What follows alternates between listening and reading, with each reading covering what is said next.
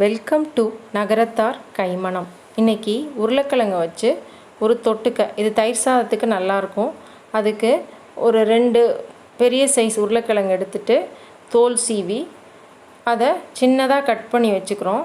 முடிஞ்ச அளவு குட்டியாக கட் பண்ணிக்கலாம், ஏன்னா எண்ணெயிலே தான் நம்ம வதக்கி வேக வைக்க போகிறோம். ஒரு பேனில் எண்ணெயை சூடு பண்ணி அதில் ஒரு 5 பல் பூண்டு, அது தோலை எடுத்துட்டு நல்லா க்ரஷ் பண்ணிவிட்டு ஒரு இதில் தட்டிட்டு இது கூட நம்ம சேர்த்துக்கிறோம்.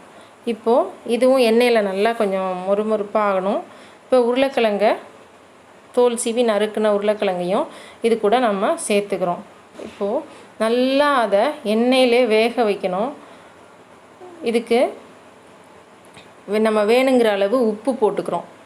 1 ஸ்பூன் போட்டுக்கிறோம் உப்பு. ஒரு கிளறிட்டு கலந்த மிளகாத்தூள் அதையும் 1 ஸ்பூன், 1 டீஸ்பூன் சேர்த்துக்கிறேன். மிளகா மல்லி தனியாக வச்சுருந்தீங்கன்னாலும் அதில் கொஞ்சமாகவும், கொஞ்சம் மிளகாத்தூளும் 2 பங்கு மல்லித்தூளும் சேர்த்துக்கலாம். இப்போ கொஞ்சமாக இஞ்சி பூண்டு பேஸ்ட்டு அதையும் இது கூட சேர்த்துக்கலாம்.